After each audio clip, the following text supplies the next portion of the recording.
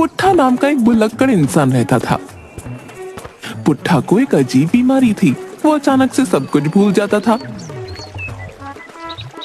एक दिन की बात है, पुट्ठा गहरी नींद में सो रहा था। अरे अब उठोगे भी? कब तक खर्राटे लेकर सोते रहोगे?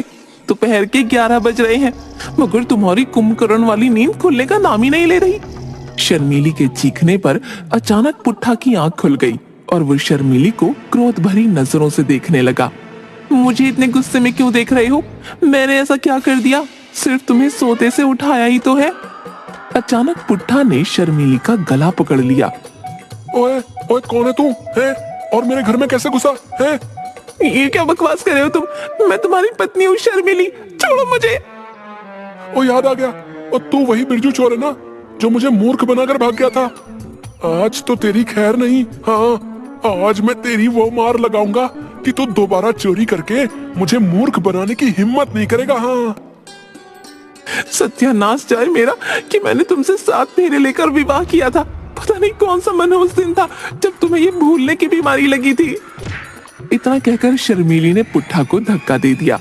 आइंदा मेरा गला पकड़ने की कोशिश की ना तो मार मार के तुम्हारी हड्डी पसली एक कर दूंगी। ओए बिरजू, ओए, तू लड़की की आवाज निकालकर मुझे मूर्ख नहीं बना सकता। हाँ, हे भगवान, अब क्या करूं मैं इसका? इतना कहकर शर्मीली ने एक जोरदार हाथ पुट्ठा के सिर पर मार दिया। सर पर हाथ पड़ते ही पुट्ठा अचानक से शर्मीली की ओर देखकर बोला, अरे शर्मीली, क्या हुआ? तुम मुझे गुस्से से क्यों देख रही हो? पता नहीं कौन सा मनहूस दिन था जब मैंने तुमसे शादी की। आज तो तुमने हद ही कर दी, मेरा गला पकड़ लिया। सच सच बताओ, तुम्हें ये भूलने की बीमारी कब लगी? तुम तो जानती हो शर्मीली, मैं जब 15 साल का था तब एक लड़की की जान बचाते समय कुछ गुंडों ने मेरे सर पर एक लोहे की रॉड से वार कर दिया था। शर्मीली, बंद करो अपनी ये घिसी पिटी बकवास। गलती मेरी थी, मुझे तुम्हें कब का तलाक दे देना चाहिए था। अरे शादी के 2 दिन बाद जब पिताजी मुझे लेने आए थे तब तुम ये भी भूल गए थे कि वो तुम्हारे ससुर हैं और तुमने उनके गाल पर एक जोरदार चांटा चढ़ दिया था। उस दिन का दिन है, आज तक पिताजी यहाँ पर नहीं आए। मुझे तुम्हारे पिताजी पर उठाए गए हाथ का अफसोस है शर्मीली, लेकिन अब वो यहाँ पर क्यों आएंगे? वो तो कब का स्वर्ग सिधार गए ना। क्या बकवास कर रहे हो तुम? मेरे पिताजी कब स्वर्ग सिधार गए? वो तो जीवित हैं। क्या बात कर रही हो तुम? अभी परसों ही तो मैं उनकी अर्थी को कंधा देकर आया था। अरे मूर्ख इंसान, वो तो हमारे पड़ोस की ताई का देहांत हो गया था जो पूरे 110 साल की थी। अब अपना बेकार सा मुंह लेकर यहाँ से निकल जाओ, इससे पहले कि मैं अपना आपा खो बैठूं। पुट्ठा खामोशी से घर के बाहर निकल गया। वो घर से बाहर निकला ही था कि तभी वो दोबारा सब कुछ भूल गया। वो अपने घर के दरवाजे को गौर से देखते हुए बोला, कितने मूर्ख लोग हैं? घर का दरवाजा खोलकर ही बाहर चले जाते हैं। अरे कोई चोर उचक्का घर में घुसकर चोरी करके ले जाएगा, फिर बाहर यही लोग बवाल काटेंगे कि चोरी हो गई, चोरी हो गई। इतना कहकर पुट्ठा अपने ही घर का दरवाजा खटखटाने लगा। अरे घर में कोई है क्या? है? पुट्ठा की आवाज सुनकर शर्मीली अपने आप से बोली, अरे इन्हें क्या हो गया? अभी कुछ सेकंड पहले तो बाहर गए थे, कहीं ये फिर से कुछ भूल तो नहीं गए? शर्मीली दौड़ती हुई बाहर आ गई और पुट्ठा को क्रोध भरी नजरों से देखने लगी। माफ कीजिएगा बहन जी। बहन जी? ये क्या कह रहे हो तुम? अरे आपको बहन जी नहीं कहूँ तो और क्या कहूँ? मैं तो सिर्फ आपको ये बताने के लिए आया था कि आपके घर का दरवाजा खुला हुआ था। मुझे लगा शायद घर में कोई मौजूद नहीं है। इतना कहकर पुट्ठा वहां से चला गया और शर्मीली अपने दोनों हाथों से अपना सर पीटने लगी। पुट्ठा सीधा बाजार गया। अचानक पुट्ठा की नजर गांव के मुखिया और जग्गी पर पड़ी। पुट्ठा सीधा गांव के मुखिया के पास चला गया। क्या हाल है मुखिया जी? मुझे आपसे जरूरी बात करनी है। अरे लगता है इस भुक्कड़ की याददाश्त इस समय सही है, इसीलिए मुखिया कहकर संबोधित कर रहा है। क्या बात है पुट्ठा? आज तू बड़ा चिंता में नजर आ रहा है। बात ये है मुखिया जी, आप तो जानते हैं कि जब से मुझे बिरजू चोर ने मूर्ख बनाया ना, तब से मेरी जिंदगी खराब हो गई है। अरे पुट्ठा, तू ये बात कब समझेगा कि बिरजू ने तुझे मूर्ख नहीं बनाया, बल्कि तेरी भूलने की आदत ने तेरी जिंदगी को हराम कर रखा है रे। अरे बेचारा बिरजू चोर तो पर्स लेकर भाग रहा था। तुझे क्या जरूरत थी है बिरजू चोर का पीछा करने की? ऊपर से जब पुलिस वाले ने तुझे पकड़कर बिरजू चोर का पता पूछा तो तू भूल गया और तूने पुलिस वाले के ही गाल पर यह जोर से चाटा जड़ दिया रे। तभी मुखिया के बगल में खड़ा हुआ जग्गी मुखिया के कान में धीमे से बोला, मुखिया जी, बुढ़ा को समझाने मत बैठिए, कहीं ये फिर से भूल गया तो हम दोनों के लेने के देने पड़ जाएंगे। आप तो जानते हैं ना, बुढ़ा का गुस्सा, उसके गुस्से के आगे कोई नहीं टिक पाता मुखिया जी। तुम सही कह रहे हो जग्गी। इतना बोलकर मुखिया पुट्ठा से बोला, अच्छा मैं चलता हूँ हैं। इतना कहकर मुखिया ने प्यार से पुट्ठा का सर सहला दिया और मुखिया यही भूल कर बैठा। पुट्ठा दोबारा सब कुछ भूल गया। पुट्ठा मुखिया और जग्गी को गौर से देखने लगा। क्या हुआ पुट्ठा? तुम मुझे इतनी गौर से क्यों देख रहे हो? अचानक पुट्ठा ने एक जोरदार चांटा मुखिया के गाल पर जड़ दिया। मुझे मूर्ख समझाया क्या तूने? बिरजू, तुझे क्या लगा तू मेरी आंखों के सामने से दोबारा बचकर भाग जाएगा? आज तो तेरी खैर नहीं रे, मैं तुझे घसीटता हुआ पुलिस थाने में ले जाऊंगा। हाँ। अरे मुखिया जी, ये क्या किया आपने? एक तो इस भुलक्कड़ की याददाश्त कब चली जाती है कुछ भी पता नहीं रहता, ऊपर से आपने इसके सर पर हाथ फेर दिया। अरे अरे अरे, ये तो इसका छोटा मगज है, अब तो आपको ईश्वर ही बचा सकता है। तभी पुट्ठा जग्गी की ओर देखकर बोला, थानेदार साहब, यही है वो बिरजू चोर जो पर्स चुरा कर भाग रहा था, इसे गिरफ्तार कर लीजिए। अबे भुलक्कड़ आदमी, मेरी समझ में ये नहीं आता कि तू इस गांव में पैदा ही क्यों हुआ रे? अबे जिस बिरजू चोर की तू चोरी की बात कर रहा है ना, उस घटना को तो 1 साल हो गया है, लेकिन तू सब कुछ भूल जाता है, बस यही बात नहीं भूलता। कभी कभी तो मुझे लगता है कि तू बस नौटंकी करता है। क्या बकवास कर रहे हो तुम? हैं? क्या तुम थानेदार नहीं हो? अरे नहीं रे, मैं थानेदार नहीं हूं। तो फिर मुझे थाने तक ले चलो, बता रहा हूं, नहीं तो मैं तुम्हारा भी ना मार मार कर ना बुरा हाल कर दूंगा, बता रहा हूं। अरे ठीक है महाराज, ठीक है, चलिए मेरे साथ, मैं आपको थाने तक छोड़ आता हूं, चलिए। जग्गी की बात पर मुखिया जग्गी से बोला, अबे मूर्ख आदमी, हाँ? ये क्या कर रहा है तू? मुझे बचाने के बजाय तू उसे थाने का पता बता रहा है। मुखिया जी, आपकी भलाई के लिए कर रहा हूँ। इस भुलक्कड़ की याददाश्त कभी कभी तो 2 मिनट में वापस आ जाती है और कभी कभी 2 दिन तक वापस नहीं आती। हो सकता है पुलिस वाले आपको इससे छुड़ा ले। मुखिया वहां से भागने ही वाला था कि तभी पुट्ठा ने मुखिया को दबोच लिया। भागता कहाँ है बिरजू? आज तो मैं तुझे स्वयं सलाखों के अंदर बंद कर दूंगा। चलो शर्मीली। शर्मीली? कौन शर्मीली बे?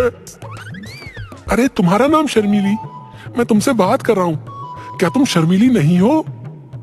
लगता है आज इसका दिमाग पूरी तरह से खराब हो चुका है। इसे पुरुष और स्त्री में अंतर ही नजर नहीं आ रहा है। इसे थाने ले जाने में ही भलाई है। जग्गी पुट्ठा की ओर देखकर बोला, श्रीमान पुट्ठा जी, चलिए मैं आपको थाने ले चलता हूँ।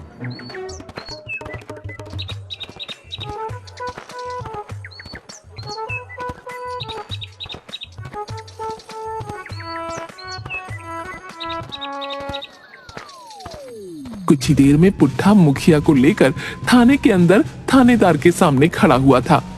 मुखिया को देखकर थानेदार कुर्सी से उठकर हाथ जोड़ता हुआ बोला, नमस्ते मुखिया जी, आपको यहाँ आने की क्या आवश्यकता थी? आप मुझे बता देते, मैं स्वयं आपके घर आ जाता। और आपको इसने पकड़ क्यों रखा है? अरे वो सब छोड़ो थानेदार साहब, अरे पहले मुझे इस भुलक्कड़ से बचाओ भाई। थानेदार क्रोधित होकर पुट्ठा की ओर देखते हुए बोला, रे छोड़ दे मुखिया को। रे तुमने मुखिया जी को क्यों पकड़ रखा है? थानेदार साहब, ये वही बिरजू है जो पर्स चुरा के भाग रहा था और मैं इसका पीछा कर रहा था और आपने मुझे पकड़ लिया था। मैं उस वक्त भूल गया था, अब मुझे सब कुछ याद आ गया। इसे गिरफ्तार करके जेल में डाल ही दीजिए। अरे तेरा दिमाग तो सही है। अरे तू मुझे कौन सा थानेदार समझ रहा है भाई? अरे थानेदार साहब, ये आपको पुराना वाला थानेदार समझ रहा है, जिनकी पोस्टिंग आपसे पहले थी। अरे मेरी समझ में नहीं आ रहा कि आखिर यहाँ सब कुछ क्या हो रहा है। आखिर ये क्या चल रहा है भाई मेरे थाने में? जग्गी, जो काफी देर से चुप था, एक ही सांस में उसने थानेदार को पुट्ठा के भूलने की आदत बता दी। अच्छा, तो ये बात है। अरे तो इसे किसी पागल खाने में भर्ती कराओ है? इस तरह की भूलने की बीमारी तो मैंने सिर्फ गजनी फिल्म में देखी थी। वास्तविकता में भी ऐसा ही होता है क्या? अरे कहीं इसके सर पर किसी ने रॉड वॉड तो नहीं मार दी थी?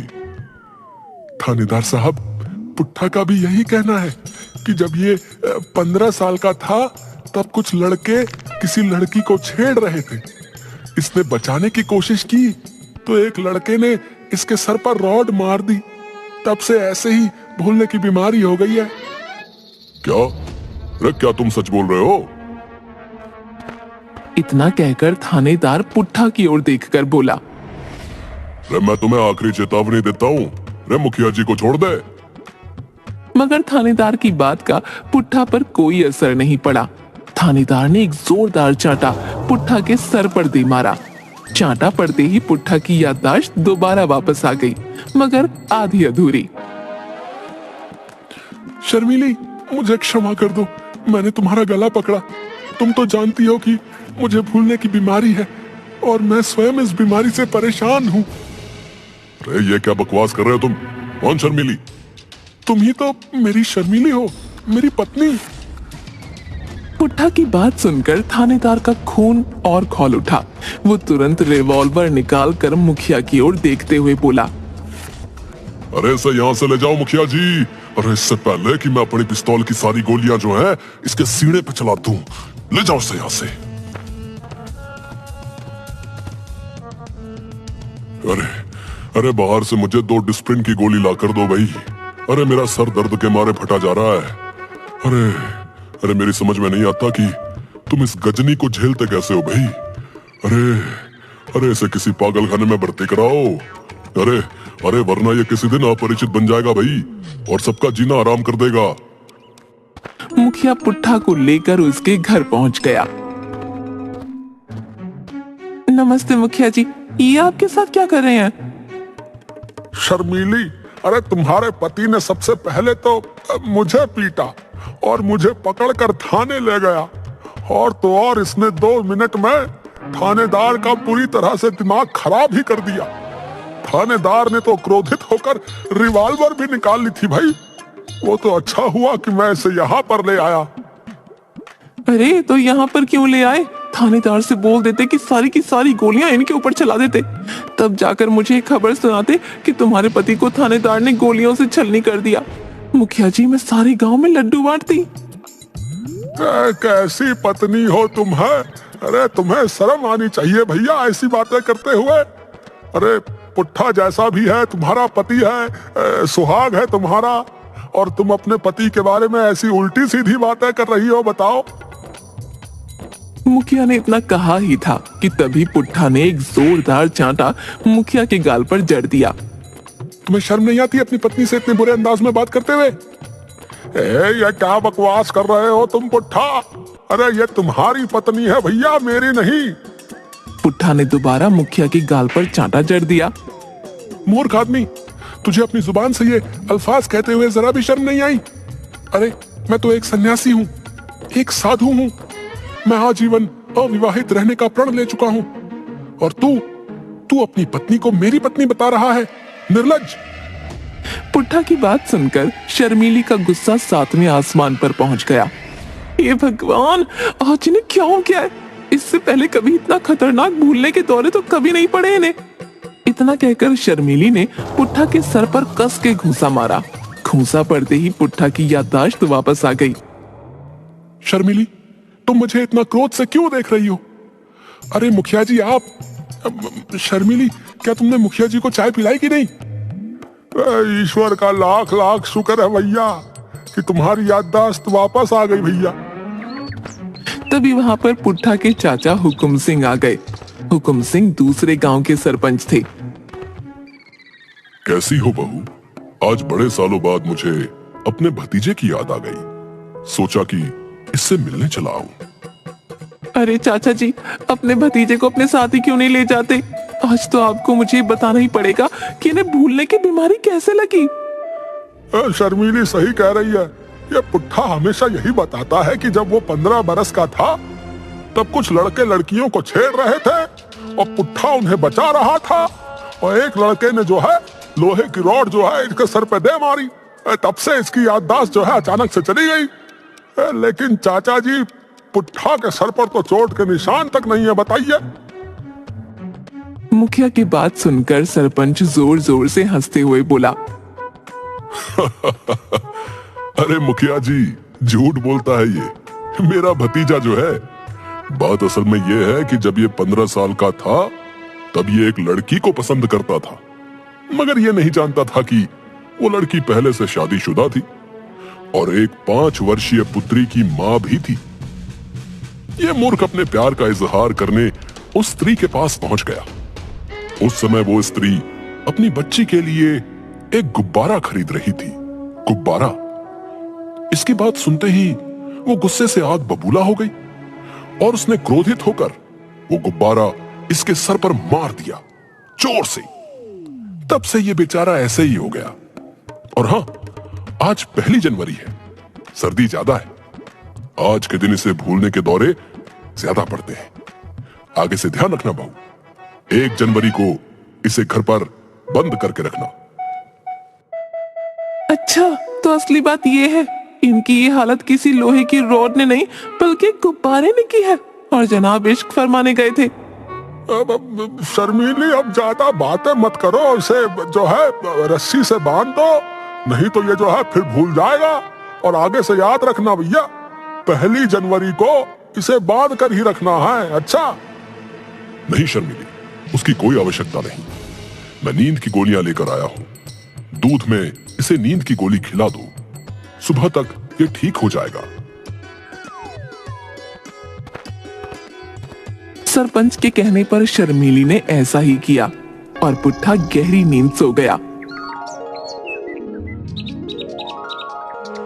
सुबह सरपंच शर्मीली से बोला, बहू, जाकर पुट्ठा को उठाओ। मेरा विश्वास है कि वो अब तक सही हो चुका होगा। सरपंच के कहने पर शर्मीली पुट्ठा को जगाने लगी। अजी सुनते हो, सुबह हो चुकी है, उठना नहीं है क्या? शर्मीली की आवाज सुनकर पुट्ठा उठकर शर्मीली और सरपंच को गौर से देखने लगा। अजी ऐसे क्या देख रहे हो? कैसी हो नंदिनी? मैं तुम्हें कब से ये बोलने के लिए जो है तड़प रहा हूँ कि मैं जो है तुमसे ना सच्चा प्रेम करता हूँ नंदिनी। क्या बकवास कर रहे हो तुम? अरे लगता है ये उस नंदिनी की बात कर रहा है जिसने इसके सर पर गुब्बारा मारा था। पुट्ठा सरपंच की ओर देखकर बोला, हे, तुम तो नंदिनी के पति हो, हैं? तुम्हारी वजह से नंदिनी ने मेरे सर पर गुब्बारा मारा था, याद आ गया मुझे। इतना कहकर पुट्ठा उठकर खड़ा हो गया और अपने चाचा पर मुक्कों की बौछार कर दी। शर्मीली ने पुट्ठा का हाथ पकड़ लिया। ये क्या कर रहे हैं आप? आपको शर्म नहीं आती अपने चाचा को मारते हुए? मुझे छोड़ दो मुखिया जी, ये नंदिनी का पति है, इसी की वजह से नंदिनी ने मेरे सर पर गुब्बारा मारा था। हाँ। अरे मैं मुखिया नहीं, तुम्हारी पत्नी हूँ। अरे अरे अरे अरे अरे अरे अरे इसे कुछ दिनों के लिए बात दो बहू। अरे मैं जा रहा हूँ और अब कुछ साल बाद ही आऊंगा, तुम ही झेलो। सरपंच वहां से बोरिया बिस्तरा उठाकर भाग गया